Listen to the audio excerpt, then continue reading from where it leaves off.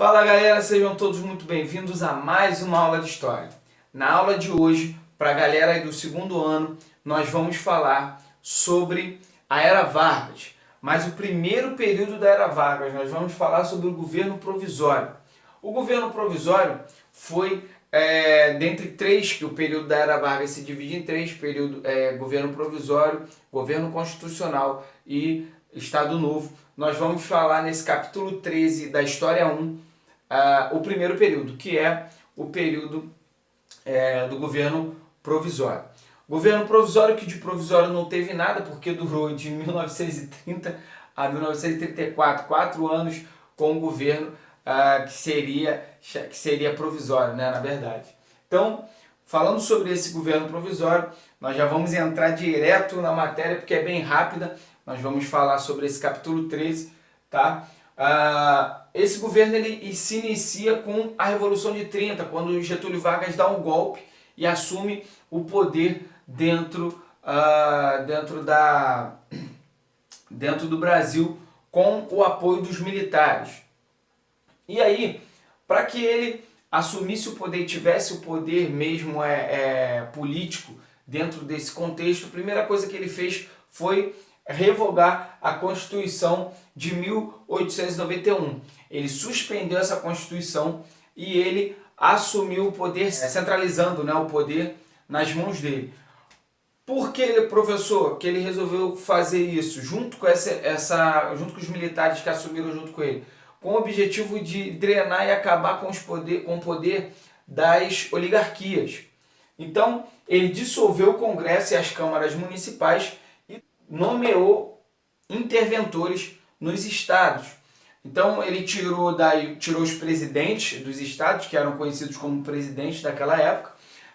Eles não eram governadores, eles tiraram os presidentes e colocaram interventores tenentes, tá? Colocaram militares na liderança desses estados para que houvesse aí o controle desses estados e o controle também dessas oligarquias que estavam no poder até então. Após o domínio de Getúlio ele centraliza o poder nele, ele acumula o poder executivo e o poder legislativo, porque a partir daí, nesses 4 anos, ele passa a governar através de decretos, tá? Não mais através de leis, através de decretos, porque esse período foi um período onde o Brasil foi governado por Getúlio sem nenhuma Constituição, tá bom? Então, essa foi algumas das ações dele. Uma outra ação de Getúlio Vargas foi com a crise de 29, né? A crise ainda abatendo no Brasil 29, 30, 31. O que Getúlio Vargas fez?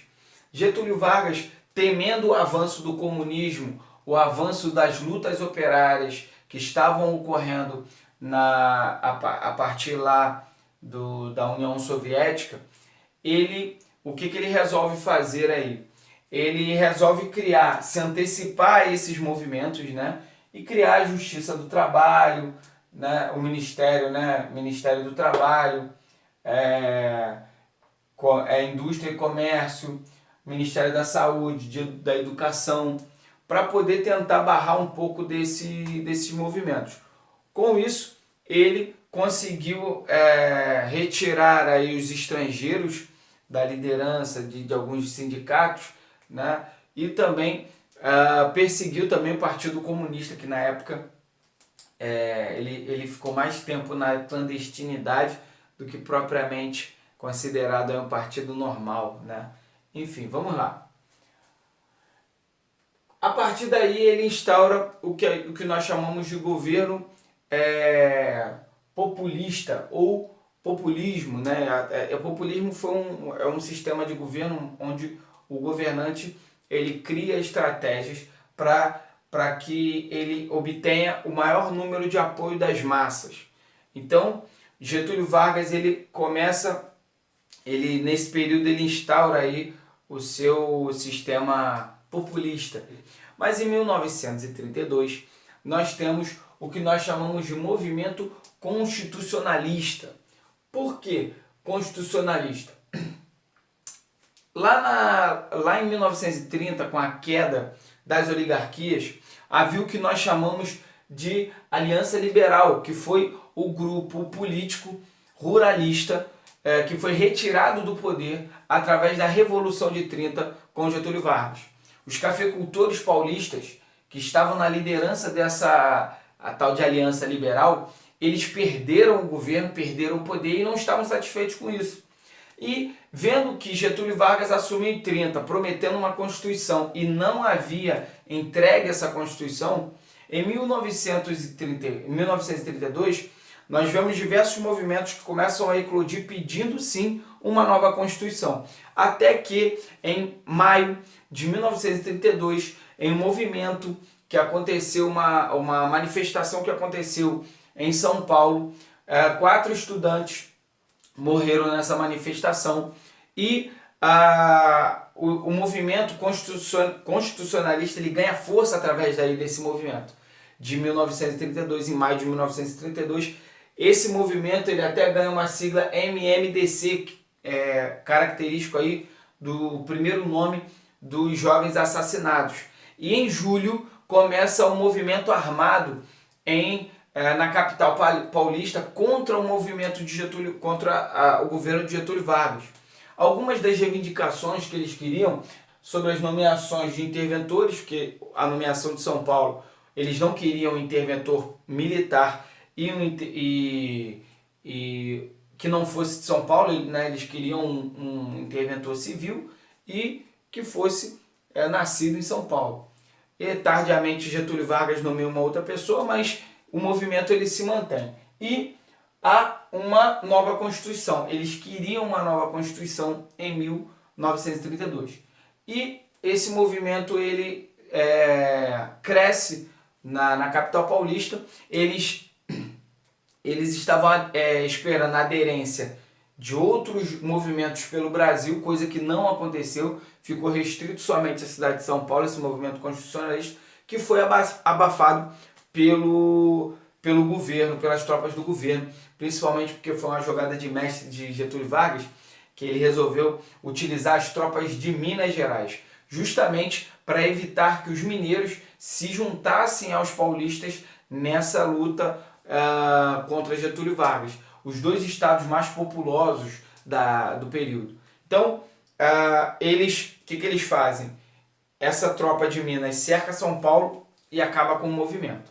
O movimento paulista, o movimento constitucionalista paulista, ele foi extinto, ele foi dominado pelas tropas do governo, mas ao mesmo tempo ele surtiu efeito, porque em 1933 Getúlio Vargas ele forma uma Assembleia Constituinte e em 34 nós temos a chamada nova Constituição, que é a Constituição Getulista, conhecida como Constituição Getulista. O que Getúlio Vargas faz nessa Constituição? Ele chama os líderes de sindicatos, ele chama vários representantes de algumas organizações e resolve montar junto essa Constituição, que tem algumas características. Uma delas é o voto secreto, que era tanto pedida desde lá da Revolução do movimento tenentista, lá do início da década de 20. Nós temos a Justiça do Trabalho, que ele cria a Justiça do Trabalho justamente também, como eu falei, para se antecipar esses movimentos que estavam acontecendo e que estavam vindo para o Brasil. Ele cria a lei eleitoral, né? E também uma outra característica para esse momento, para essa Constituição, que foi o voto feminino e o voto a partir dos 18 anos, porque o voto naquela época era somente com 21. É interessante que ele cria também as leis trabalhistas, que eram baseadas lá na Carta de Lavoro de Mussolini na Itália. As leis trabalhistas, ele dá, né, esse movimento populista dele, né, ele dá alguns direitos trabalhistas, ele cria algumas coisas,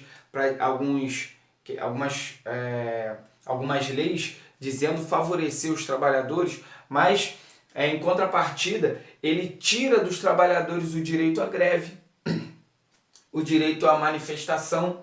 Então, ele tira o direito de articulação da classe popular, da classe trabalhadora, justamente para que ele pudesse se manter mais tempo no poder. Eles criam o Código Eleitoral e também uma característica principal, né? A característica principal desse período é o fim das oligarquias e a centralização do poder. Então, para que você sintetize esse capítulo na sua mente, sintetize essa ideia sobre o capítulo 13, como foi o governo provisório de Getúlio Vargas, você tem que entender que o governo provisório de Getúlio Vargas foi o governo onde ele centralizou o poder nele e ele criou, aí ele também criou as leis trabalhistas, tá? E ele começou a organização do poder, do poder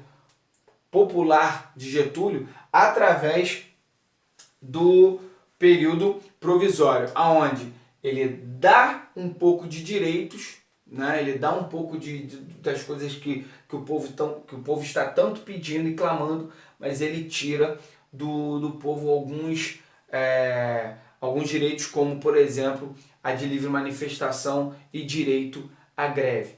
A partir da Constituição de 1934 nós temos um novo momento dentro da história do Brasil, que é o governo constitucional, beleza? Então, na próxima aula nós vamos estudar esse período do governo constitucional. Espero vocês na próxima aula. Façam os exercícios enviados para casa e também os conceituais da apostila. Valeu, galera! Um grande abraço, tchau!